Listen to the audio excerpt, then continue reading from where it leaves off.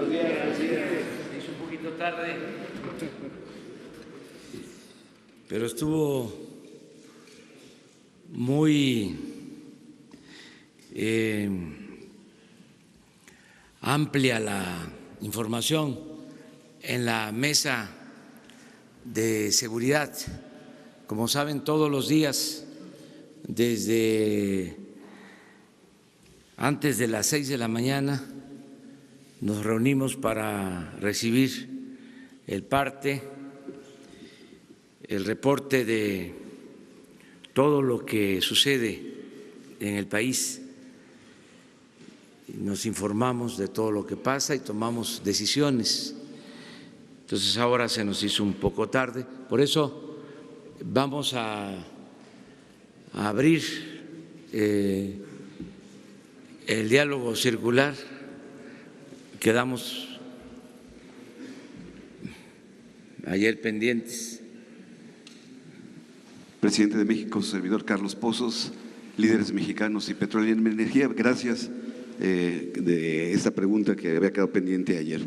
Presidente de México, ¿sabe usted que son ya 2 meses que no se puede facturar ni hacer pagos a proveedores en petróleos mexicanos? Se está poniendo en riesgo la operación, presidente, y se están generando reclamos por parte de algunas empresas y las calificadoras, usted ya sabe cómo son, pueden tomar pues mala nota de esta situación.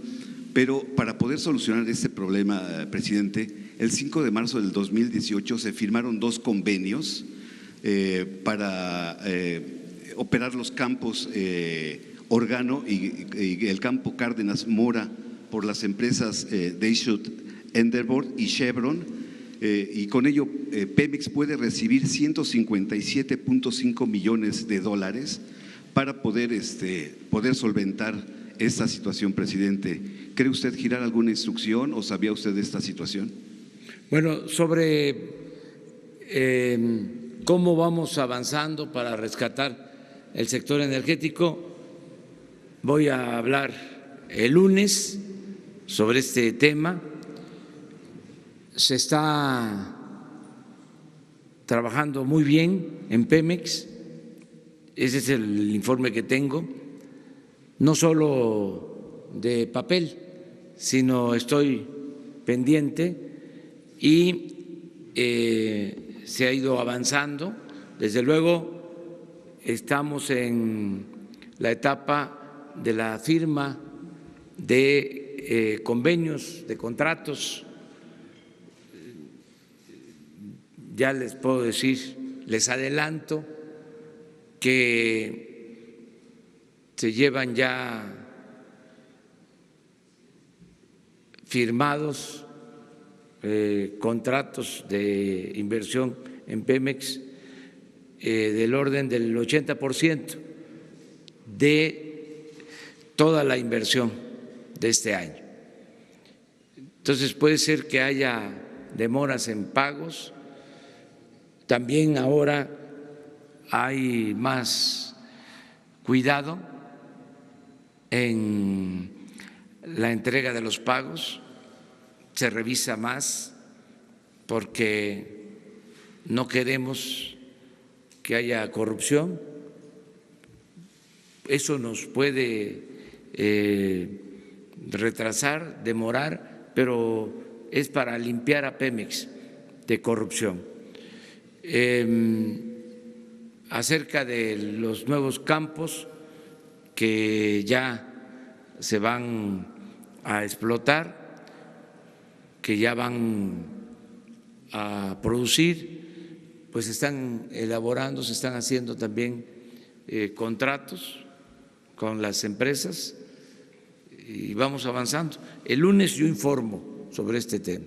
Mi segunda pregunta, presidente. Hoy en el Día Internacional de la Mujer tenemos aquí de vecino a Fernando Vilchis, que es presidente municipal de Ecatepec, quien ganó por su arrastre, presidente, pero tiene el nada honroso primer lugar en feminicidios este municipio, presidente. el municipio más grande de Latinoamérica, ¿le haría un exhorto a este presidente municipal a trabajar y a otros presidentes municipales de su partido Morena para erradicar este problema y muchos problemas que tiene Ecatepec?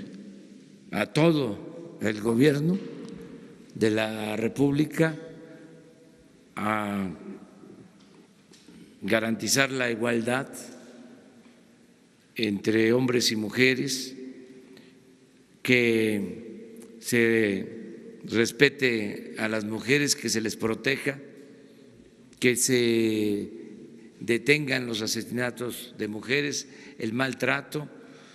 De eso vamos a hablar el día de hoy. Tenemos una reunión, están todos invitados, de manera especial las mujeres. Vamos a tener un encuentro y va a hablar sobre el tema de el Día Internacional de la Mujer, esta conmemoración, y de las demandas de las mujeres. La deuda que se tiene para ellas. Va a hablar la encargada de el Instituto de las Mujeres. Nadine va a dar un informe de lo que está sucediendo en México con las mujeres y nuestra propuesta. Gracias.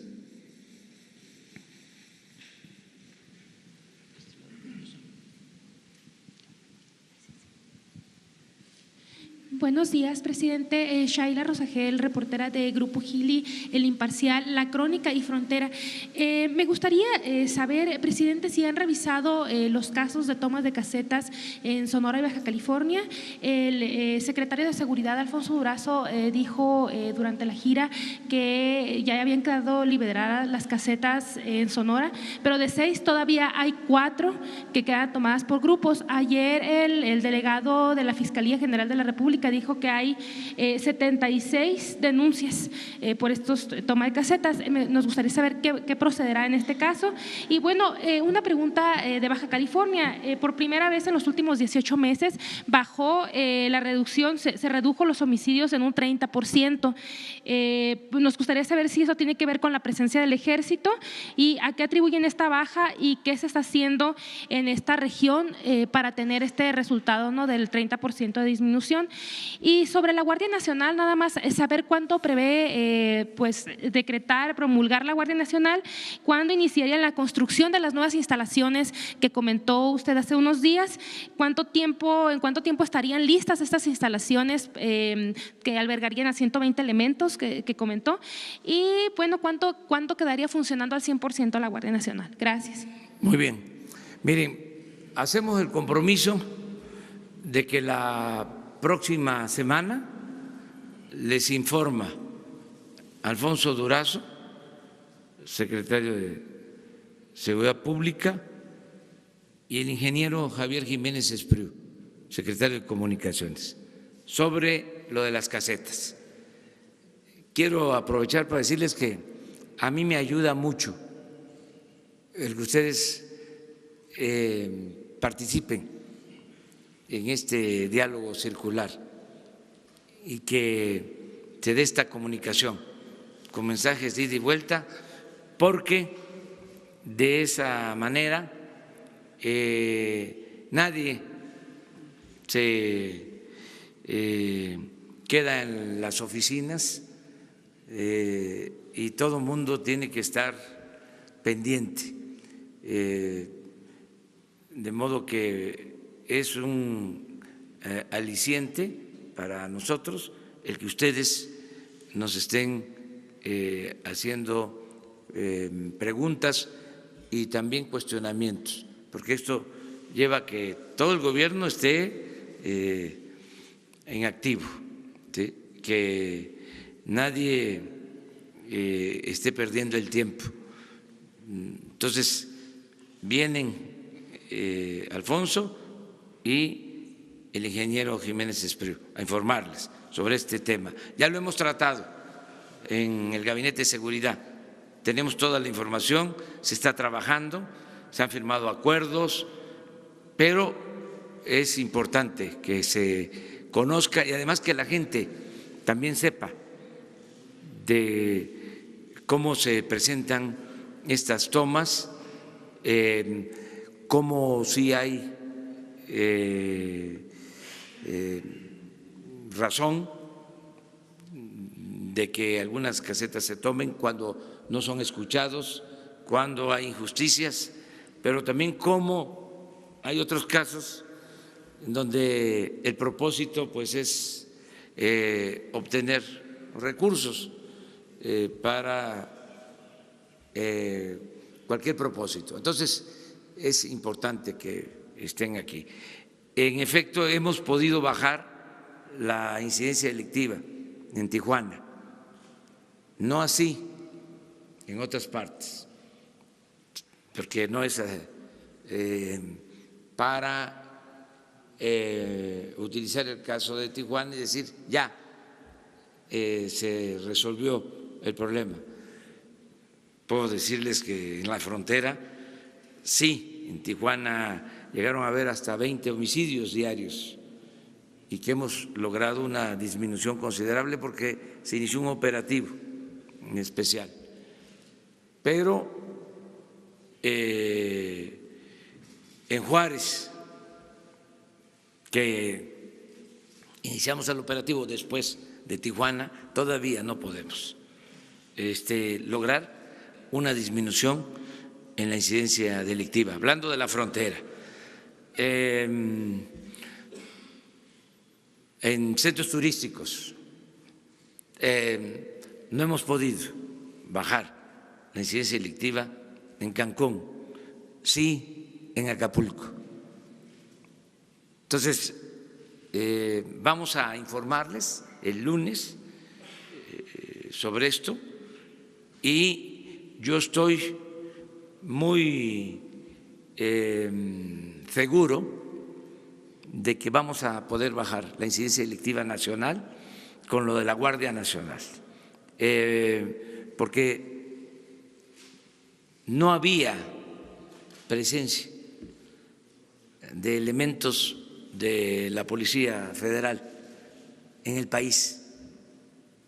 Ya les he dicho, el presidente contaba con 10,000 elementos para garantizar la seguridad pública.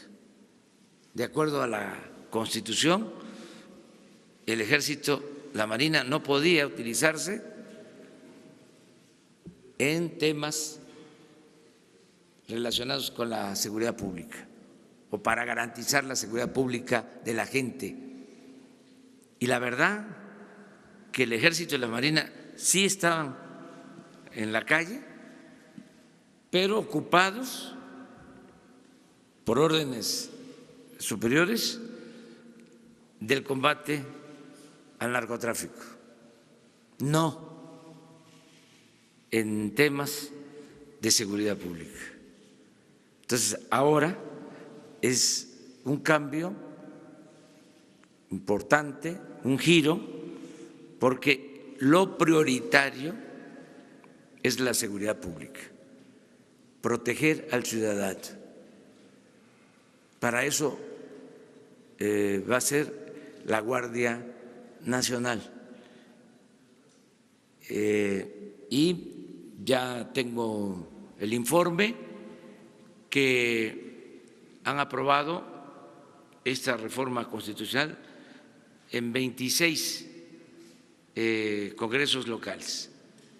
Y vamos muy bien, en algunos casos se demora porque cada legislatura local tiene sus procedimientos, pero yo espero que para la semana próxima esté aprobado lo de la Guardia Nacional. La semana que viene. Ya se podría ahora publicar la reforma constitucional, pero decidimos que tenga más legitimidad que se apruebe en más estados.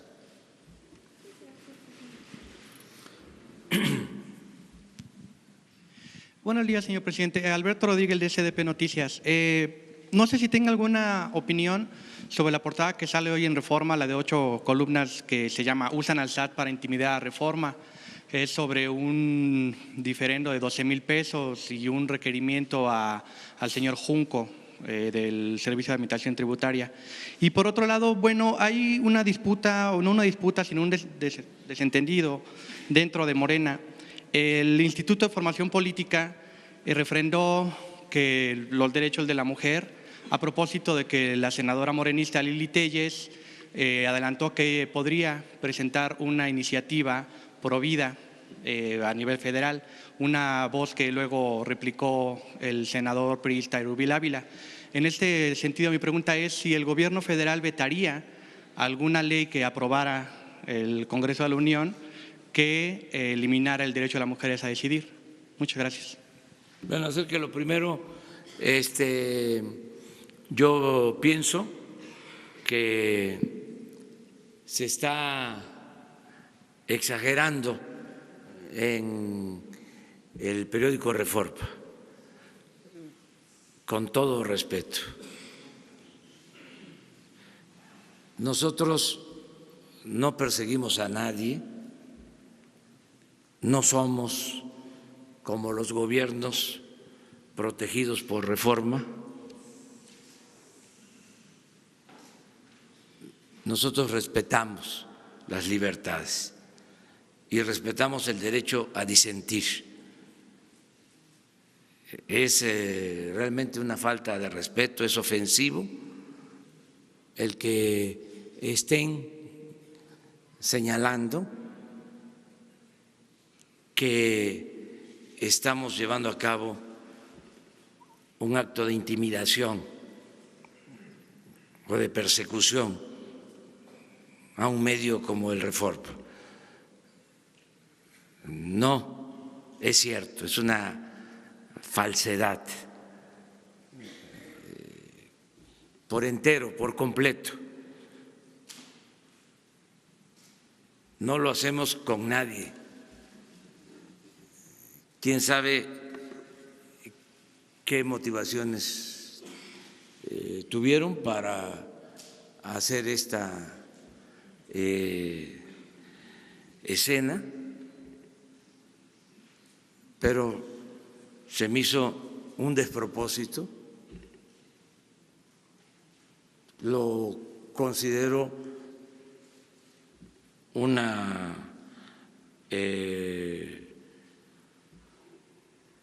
actitud, considero que se trata de una actitud política.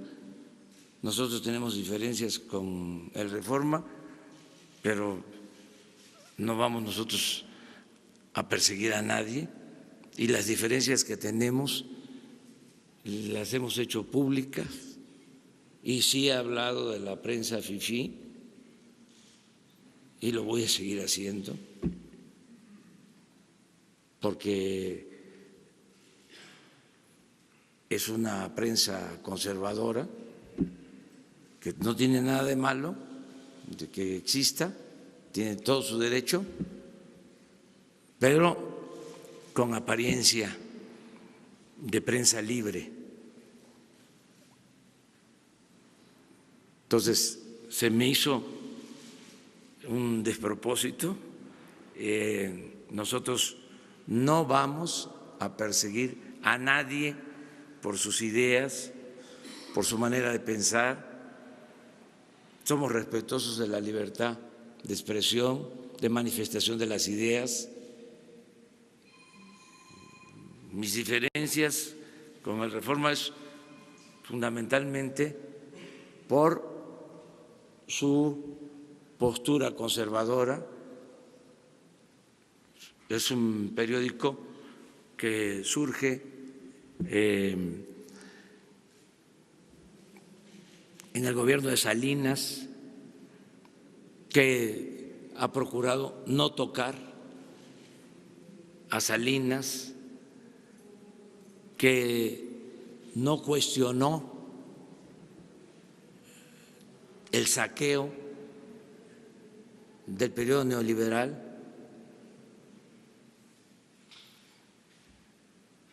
que simuló de que combatía la corrupción,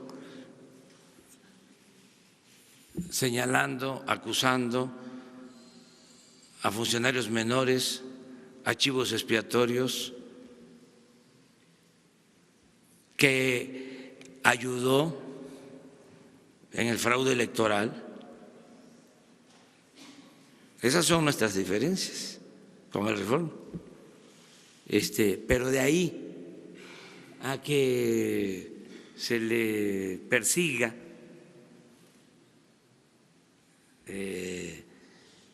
por que no pague los impuestos, que utilicemos nosotros al SAT para eso. Ojalá y se aclare todo esto. Inclusive la directora del SAT es colaboradora del Reforma y es una abogada honesta, íntegra, incapaz de hacer algo así. Entonces, tendrían que probar si hubo una decisión política, si le llegó un requerimiento para aclarar algo fiscal, pues a todo el mundo le llega eso. ¿Qué? ¿No se puede tocar al intocable? O sea, yo ahora lo hago público, pero en una reunión de gabinete hace unos días sostuve que me reclamó mi esposa porque el recibo de luz llegó altísimo. Entonces, pues suceden estas cosas.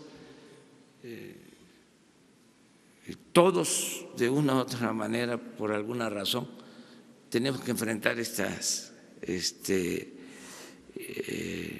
inconsistencias, pero de ahí a señalar de que es una persecución, se pasaron. O sea, nosotros no hacemos eso, no tengo ningún problema de conciencia.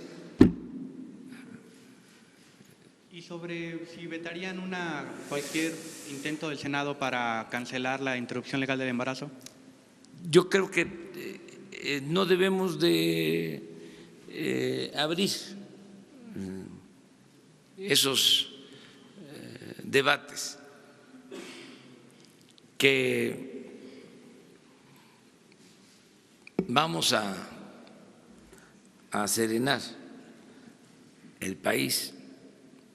Esto del Reforma lo digo porque en primera plana y como si yo fuese Salinas,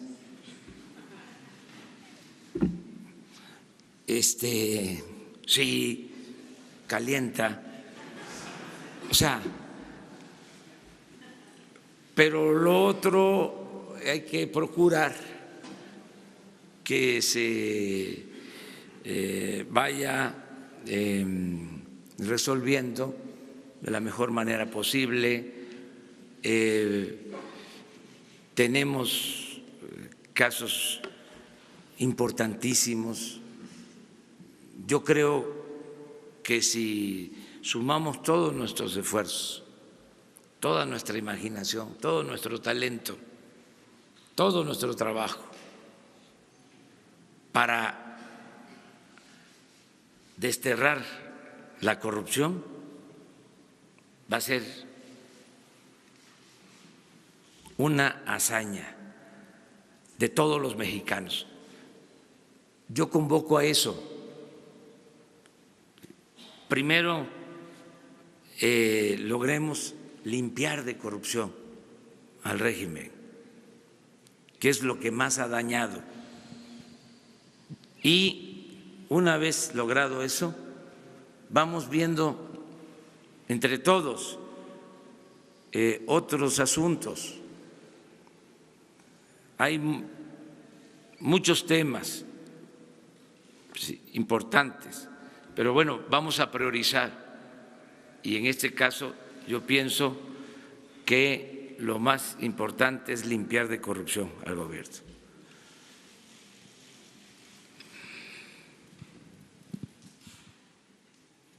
Buenos días, presidente. Marco Antonio Olvera, de Radio Latino, California. Hay un tema ahí sobre la COFESE. En días recientes, la presidenta comisionada de la COFESE, Alejandra Palacios, firmó un artículo en el periódico Reforma, donde se le iba con todo al Banco Azteca porque se le habían asignado las tarjetas de plástico para entregar el dinero de las personas de la mayor edad y algunos estudiantes, si no mal recuerdo. Y no conforme con ello, también autorizó la firma o el conjunto de las empresas Disney y Fox para que pusieran un monopolio y cobraran por los servicios que ofrecen a los televidentes. La señora no podría firmar un artículo en el periódico Reforma porque representa una institución autónoma.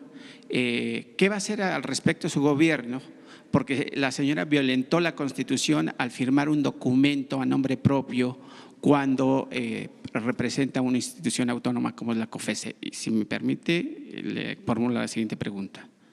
Sí, yo creo que hizo mal, porque no debería de actuar de esa forma. Pero tengo entendido de que ya la parte afectada ya presentó una denuncia y se va a resolver legalmente. Ese es mi punto de vista. No debió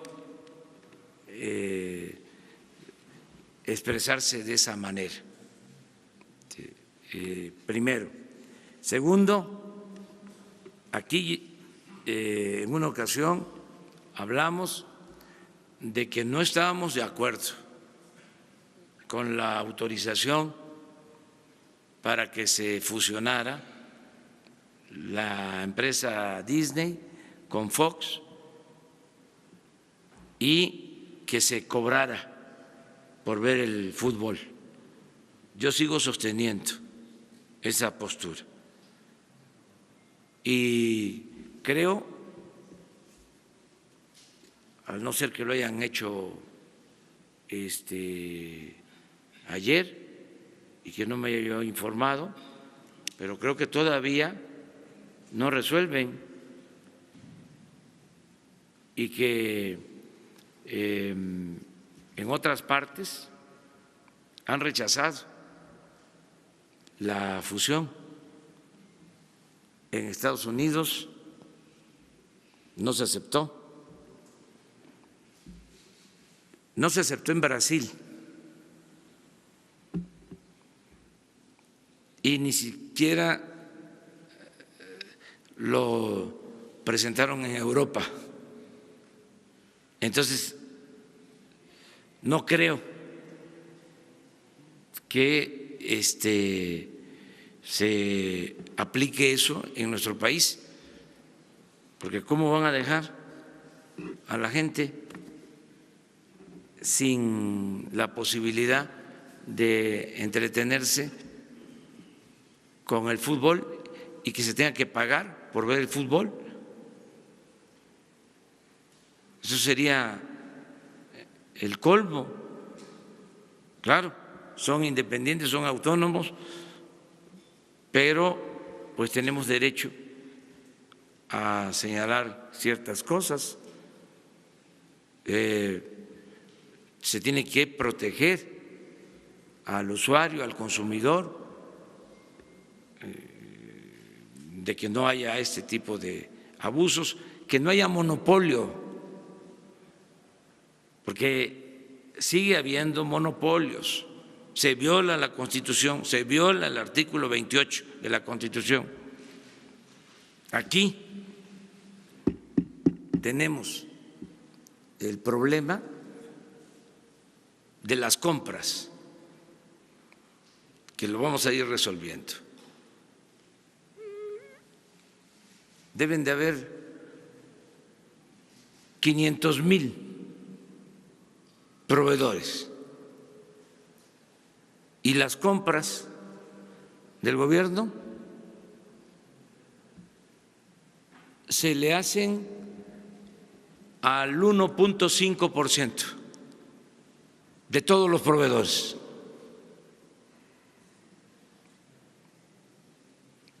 Y así está todo. No solo es la comunicación, ¿sí? Hay una tendencia al monopolio. En la compra de las medicinas, monopolio. En la compra de los alimentos para los reclusorios, monopolios. Una empresa abastece el 90%.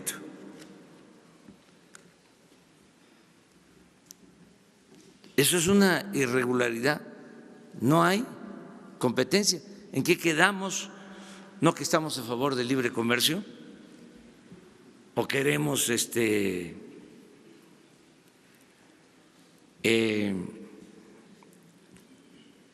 la libertad comercial, la libertad empresarial, solo aplicada al de enfrente? Cuando nos beneficia el monopolio, lo aceptamos. Entonces, esas son cosas que hay que revisar. Pero, a ver, ¿ya aprobaron lo de la fusión? Compareció la comisionada presidenta el día de hace 2 o 3 días allí en la comisión en la Cámara de Diputados y expuso cómo está funcionando la COFECE. Y entre esos 2 temas son los que destacan: la fusión de Disney y Fox y la crítica al Banco Azteca, e incluso le dio como un banderazo a favor a Bancomer, que debería, según ella, también tener derecho a que distribuyera los fondos a través de las tarjetas. Ahí está, miren, haga un análisis, se los dejo de tarea, de cómo se distribuyen los bancos, el manejo financiero en México.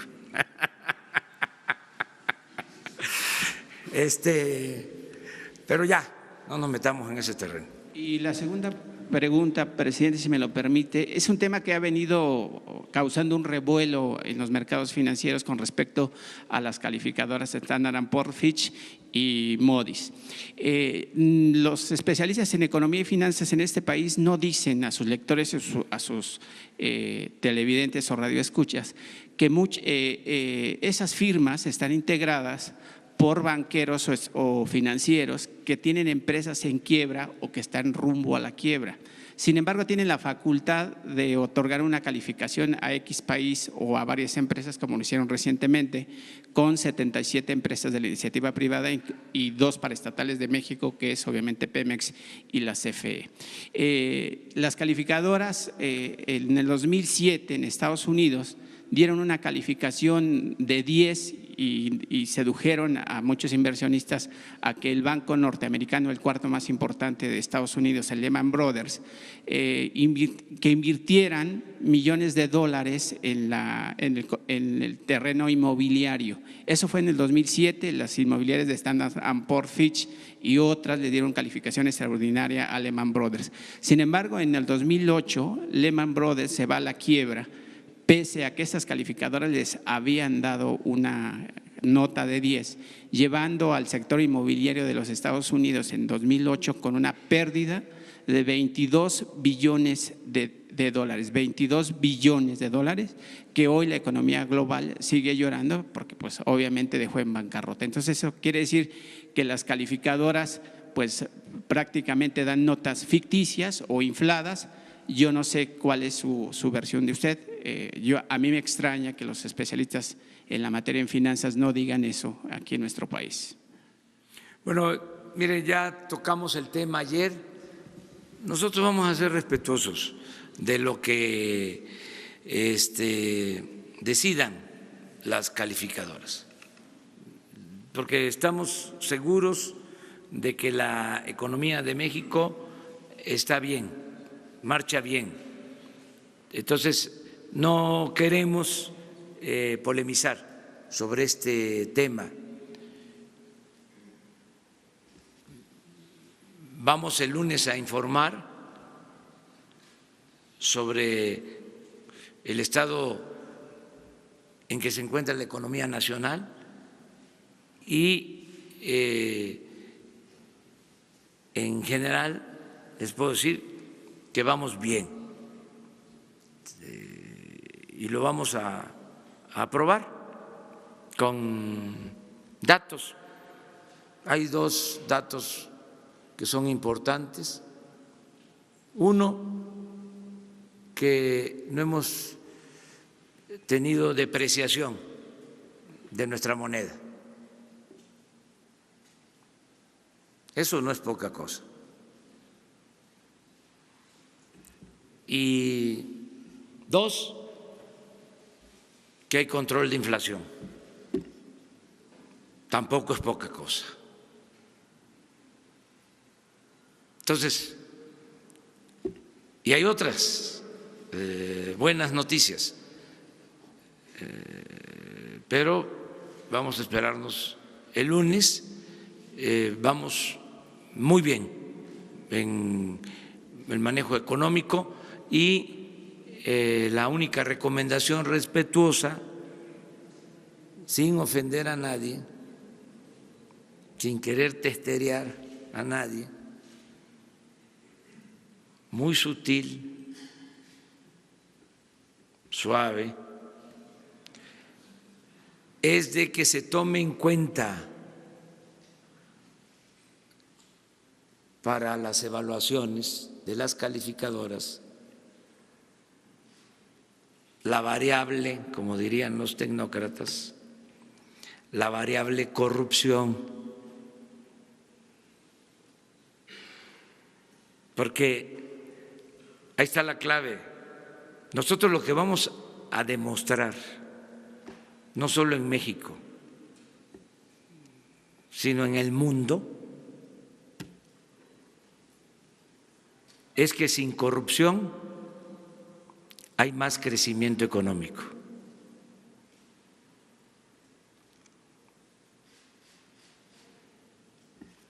Esa es la tesis.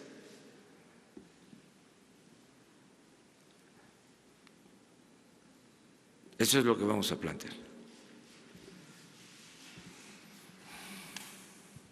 Gracias, señor presidente. Sandra Guerrera, de Grupo Larsa Comunicaciones. Señor presidente, muchos mexicanos estamos muy preocupados y ocupados también, y esto más que nada lo ha dicho usted muchas veces que va a terminar, que está bien, pero aquí estoy hablando de su salud. Sabemos que está muy bien, al contrario, yo creo que todos queremos saber qué hace si usted utiliza algún método alternativo, si utiliza cámaras hiperbáricas. Tiene mucha energía, de verdad, y usted es como un corredor keniano, o sea, realmente lo hemos visto ni siquiera con un resfriado. Y muchas personas nos preguntan y nosotros mismos nos preguntamos qué es lo que hace. Gracias, señor presidente.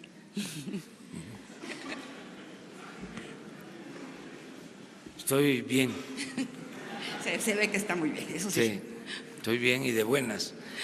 Yo creo que es importante en todo estar bien con uno mismo. Yo pienso que la felicidad, que también es fortaleza física, es un estado de ánimo, tiene que ver con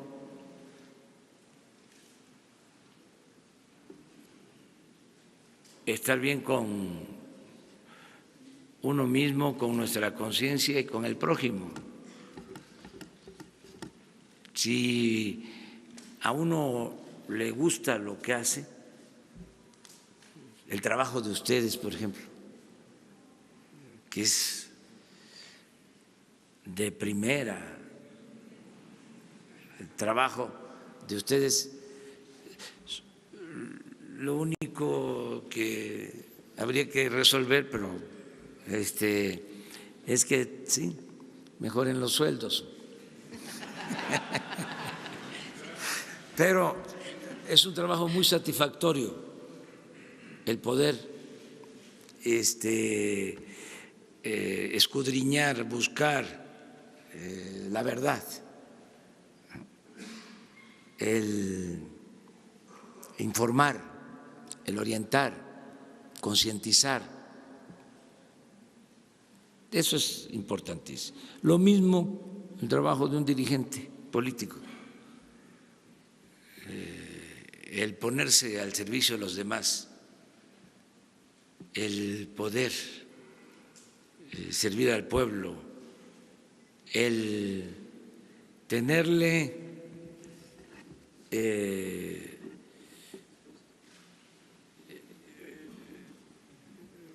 un profundo amor al pueblo y poderlo llevar a la práctica.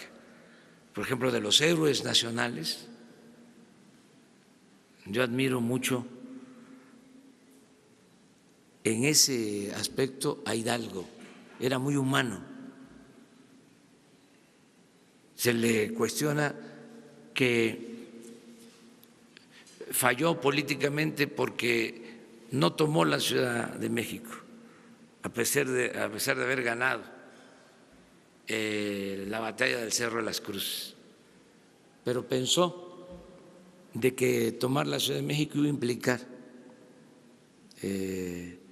mucha violencia, la pérdida de muchas vidas, y decidió cambiar su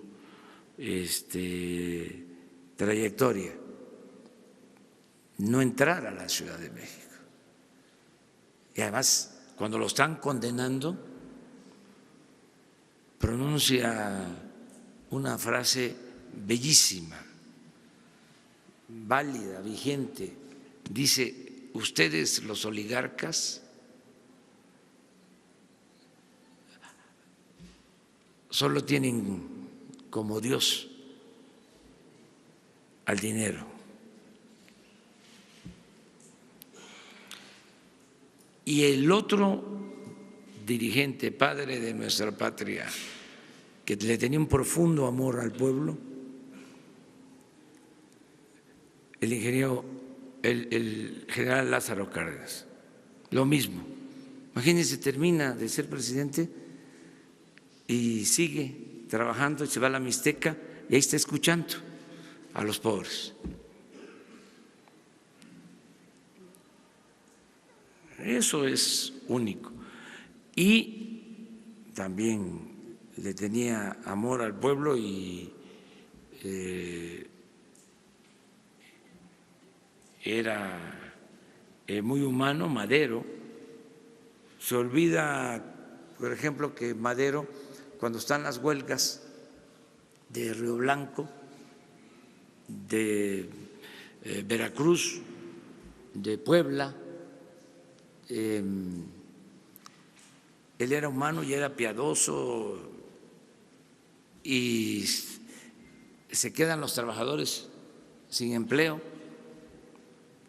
porque no querían aumentarle los salarios y deciden liquidarlos, correrlos. Él les ofrece trabajo desde Veracruz y Puebla y Tlaxcala a Coahuila, a San Pedro de las Colonias.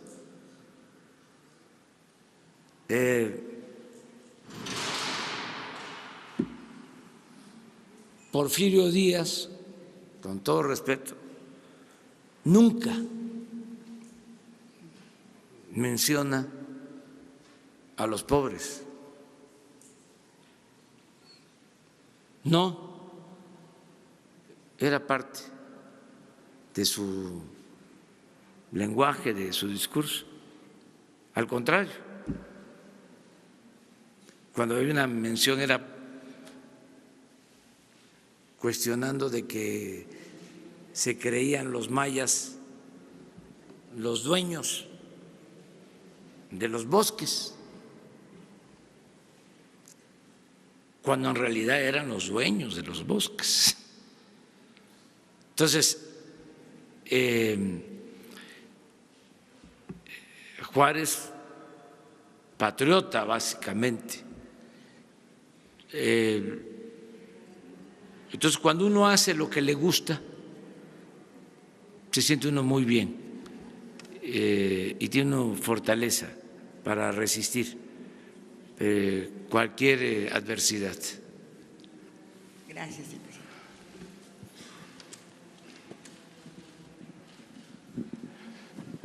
Señor presidente, buenos días. Vicente Serrano de Sin Censura. Aprovechando que con todas sus letras habla del periódico Reforma hace unos minutos, ayer usted mencionaba que había columnistas, había periodistas a los que se les había servido con la cuchara grande en el sexenio anterior, pero usted se reservó los nombres. Yo le quiero pedir respetuosamente que haga pública esa lista, porque no todos somos iguales, porque no todos somos chayoteros. Y además, porque era dinero del pueblo de México. ¿No le parecería que el pueblo de México debería de conocer esa lista de los que fueron beneficiados? Y aprovechando del pueblo de México, señor presidente, ha sido abrumadora la experiencia de estar transmitiendo aquí afuera de Palacio Nacional de tantas personas que vienen a Atención Ciudadana. Le pregunto, ¿cómo va este proceso? Porque se van agradecidos de que se les tome en cuenta, de que se les reciba, pero se van con la incertidumbre de cuándo se va a resolver su caso. Le han comentado en Atención Ciudadana cuántos miles de casos, y a 100 días de su gobierno les puede dar un mensaje a esas personas que han llegado a pedir apoyo. Muchas gracias, señor presidente. Sí, miren, estamos viviendo un tiempo especial de transformación. Venimos de un régimen autoritario, insensible, corrupto. Entonces se acumularon las demandas del pueblo. Aplica la frase bíblica que utilizó Justo Sierra y Madero y Luis Donaldo Colosio en el discurso que mostrabas, de que el pueblo de México tiene hambre y sed de justicia. Eso es lo que está pasando. Muchísimas demandas, muchísimas peticiones, porque se abandonó al pueblo. Y hay grandes y graves problemas nacionales. Entonces, ¿cuál es el método de atención? Estamos buscando atender de manera general, colectiva, al mayor número de mexicanos, con los grandes programas de bienestar. Por ejemplo, que todos los adultos mayores tengan la pensión, más de 8 millones de adultos mayores que están ya recibiendo a partir de enero el doble de pensión, y que jubilados, pensionados del ISSSTE, del Seguro, de otras instituciones que no recibían, están ahora ya recibiendo. Estamos hablando así una decisión que abarca a muchos, a todos los ancianos respetables. Otra decisión así es que todos los jóvenes que estudian preparatoria, su beca, alrededor de 4 millones. Otra decisión, los jóvenes que no tienen trabajo, que todos sean contratados. Así. Este año se autorizaron 44,000 millones de pesos para ese programa, Jóvenes Construyendo el Futuro. Y así, en becas, 10 millones de becas. Bueno, una vez que terminemos de echar a andar todos estos programas, porque no es fácil la instrumentación para que le llegue el apoyo de manera directa al beneficiario, que no sea a través de intermediarios. Entonces, cuando terminemos, que yo espero que sea a mediados de este año, que ya esté en marcha todo este plan de bienestar general colectivo, donde en la mayoría de los hogares, sobre todo en los hogares pobres, va a llegar un apoyo. Entonces, vamos por otras cosas. Tenemos pendientes resolver el grave problema de la falta de atención médica. No se garantiza en México el derecho a la salud, aunque está en el cuarto constitucional.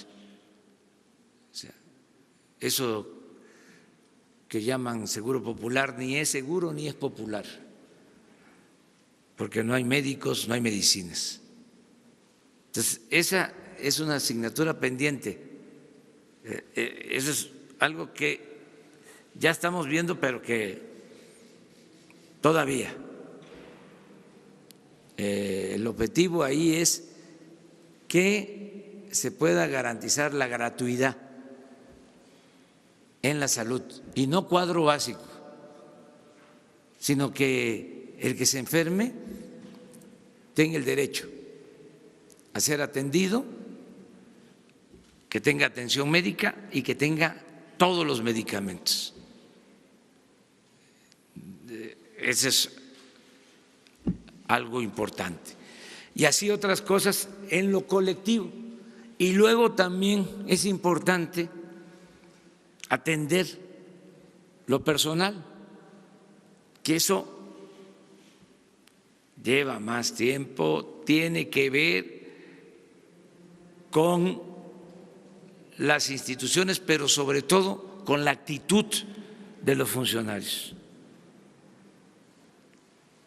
De que si es un asunto de justicia laboral, que llevan años pidiendo, ya tienen laudos a favor y no se los reconocen, que la autoridad se aplique y se resuelva, o muchas otras cosas de justicia, de gente que lleva 5, 6, 8, 10 años en la cárcel sin ser sentenciado,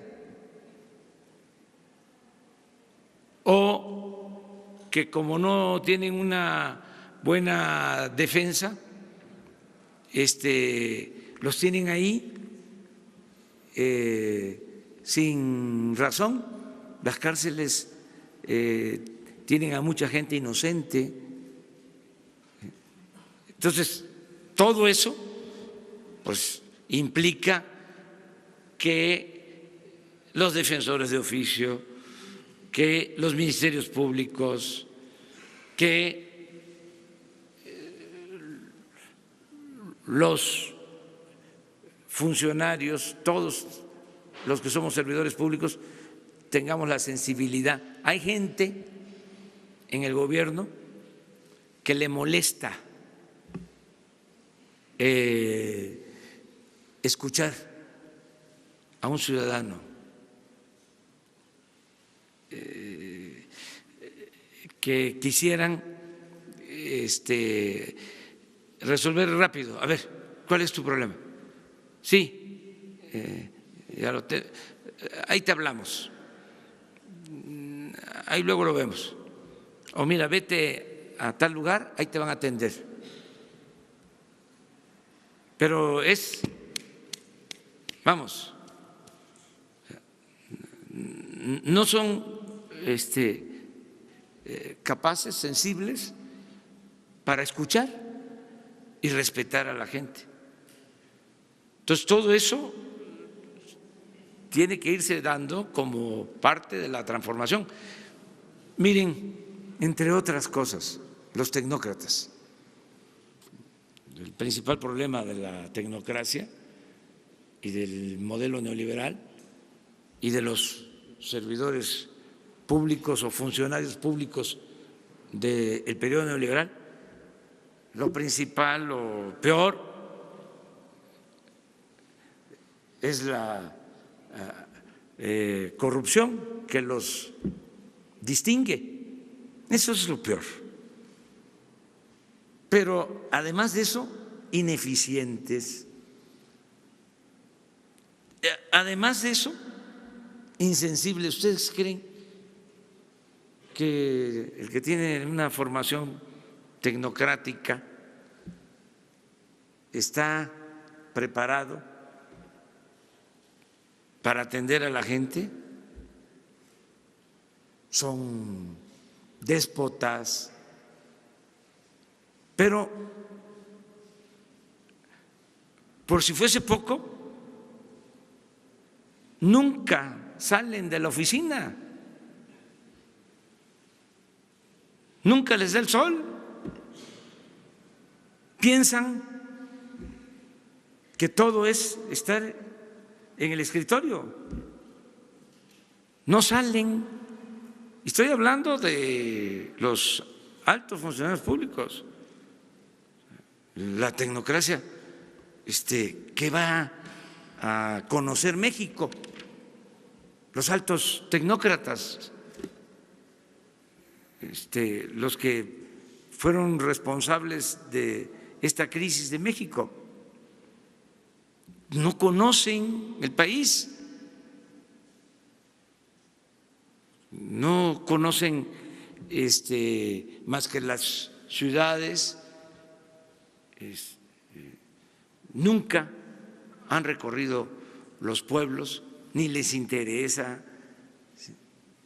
Todo es la tabla para estar viendo cómo está la macroeconomía y adelante. Ahí terminamos.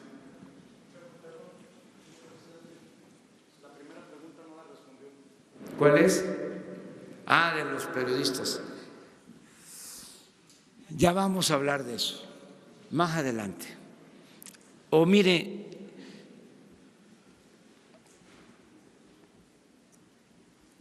¿no les parece que es mejor no tocar ese tema?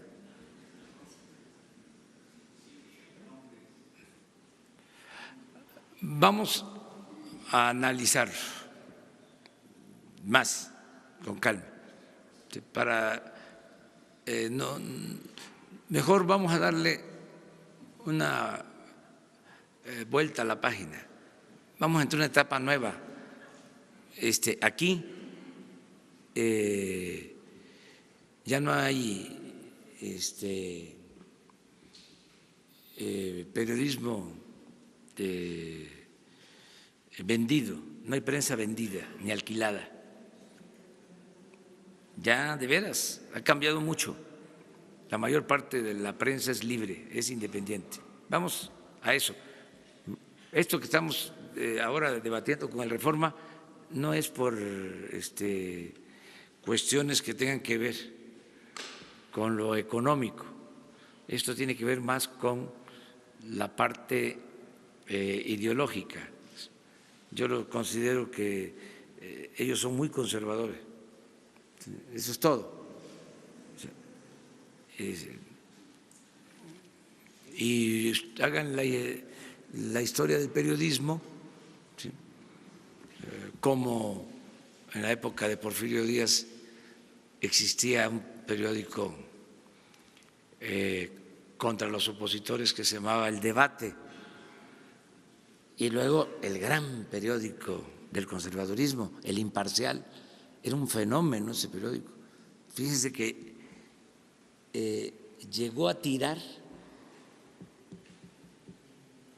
120,000 ejemplares diarios en ese entonces, en un México de 15 millones de habitantes. Era el gran sostén del régimen, El Imparcial. 120,000 ejemplares diarios. ¿Qué periódico ahora tira 120,000 ejemplares diarios? Era el gran sostén del régimen porfirista. Pero aún con eso existía la otra prensa, el hijo del aguizote, Daniel Cabrera, extraordinario. Para mí el mejor periodista, y vaya que Zarco era grande, pero para mí el mejor periodista de la historia de México, Daniel Cabrera, el director del hijo del aguizote, Filomeno Mata, del Diario del Hogar, los hermanos Flores Magón, con Regeneración. Entonces siempre ha habido prensa conservadora y prensa liberal, y los dos pensamientos. Entonces, vale más ese debate, es mejor ese debate. Es lo mismo de que se quiere meter a la cárcel a los corruptos. Yo no es que diga que no, es que pienso que es mejor prevenir la corrupción que castigarla. Es mi punto de vista. Y que si a esas vamos, tenemos que ir con los de arriba y ya hacer a un lado la simulación. Porque también, imagínense, damos a conocer aquí los nombres de los periodistas y los de mero arriba. Porque los nombres que tenemos son de columnistas, eso sí, famosos, pero sí, y arriba,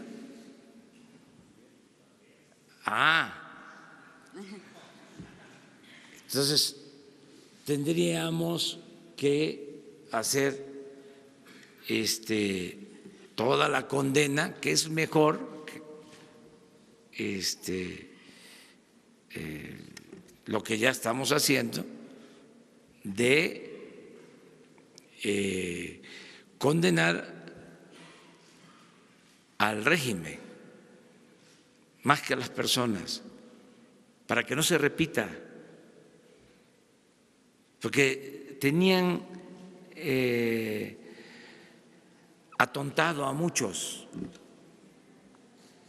con el modelo neoliberal, que era la panacea. Entonces, cuando aquí estamos diciendo, a ver,